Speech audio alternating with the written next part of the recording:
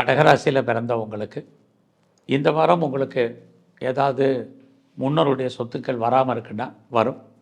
அது இல்லாமல் மனைவி அல்லது கணவன் மூலமாக பொருள் வரவு பண வரவு இருக்குது. ஆன்சல் ப்ராப்பர்ட்டி ஆன்சஸ்டல் ப்ராப்பர்ட்டி கிடைக்கும்.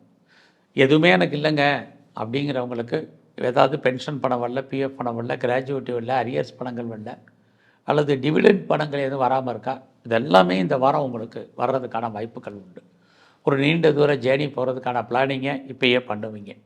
எது எப்படி இருந்தாலும் உங்களுடைய கௌரவம் அந்தஸ்து புகழ் காப்பாற்றப்படும்.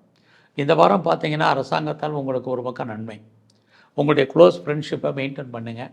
உங்களுடைய நண்பர்கள் உங்களை விட்டு பிரிஞ்சு போக வேண்டிய காலம், அல்லது அவர்களை விட்டு நீங்கள் பிரிஞ்சிருக்க வேண்டிய காலகட்டங்கள் இருக்குது. இந்த வாரம் உங்களுடைய ஃபினான்ஷியல் பொசிஷன் வருமானங்கள் உங்களுக்கு இருக்குது, அதற்கு தகுந்த செலவினங்கள் இருக்குது. உங்களுடைய மன வாழ்க்கையை பொறுத்த வரைக்கும் கணவன் மனைவி 2 பேருக்கும் கருத்து வேறுபாடுகள், சண்டை சச்சரவுகள் அப்படிங்கிறது இருக்குது. நீங்கள் சொந்த பிஸ்னஸ் பண்ணாலும் அந்த பிஸ்னஸ் நார்மலாக இருக்குது.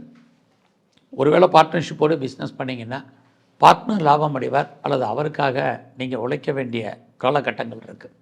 ஸோ இந்த வாரம் உங்களுடைய ப்ரொஃபஷன் எப்படி இருக்குன்னு பார்க்குறோம். ஜாபை பொறுத்த வரைக்கும் உங்களுடைய கரியர் பரவாயில்ல, நல்லா இருக்குது.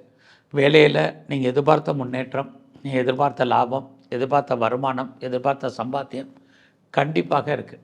நீங்கள் ஐடியலாக இருப்பதற்கான வாய்ப்புகள் ரொம்ப குறைவு. நீங்கள் எந்த சர்வீஸில் இருந்தாலும் சரி, கவர்மெண்ட்டில் இருக்கீங்க, ப்ரைவேட் செக்டாரில் இருக்கீங்க, எம்என்சியில் இருக்கிறீங்க, ஓகே, எதுவுமே நல்லா இருக்குது. அது மாத்திரமல்ல, ஏதாவது காம்படிட்டிவ் எக்ஸாமினேஷன் நீங்கள் எழுதியிருந்தீங்கன்னா பாஸ் பண்ணுவீங்க, சக்ஸஸ் பண்ணுவீங்க. லோன் எதுவும் அப்ளை பண்ணியிருந்தீங்கன்னா உங்களுக்கு கிடைக்கும். என்ன காரியத்துக்காக கடன் வாங்குறீங்களோ அந்த காரியங்கள் அத்தனையும் உங்களுக்கு பூர்த்தியாகும். இதெல்லாமே இந்த வாரம் உங்களுக்கு இருந்துக்கிட்டே இருக்குது. ஸோ இந்த வாரத்தில் யாருக்கும் கடன் கொடுக்காதீங்க, அந்த பணம் திரும்ப வருவதற்கான வாய்ப்புகள் இல்லை. யாருக்கும் செக்யூரிட்டி சூரிட்டி போடாதீங்க, அது ரொம்ப கவனம். அரசாங்க விஷயத்தில் மிக கவனமாக இருங்க. மேலே படிக்கிறதா இருந்தால் தாராளமாக படிக்கலாம். ஸோ இந்த வாரம் முழுவதுமே நீங்கள் பைரவருடைய வழிபாடு, குறிப்பாக ஆஞ்சநேயரை தரிசனம் பண்ணுங்கள். இன்னும் சிறப்பான பலன்கள் உங்களுக்கு அமையும்.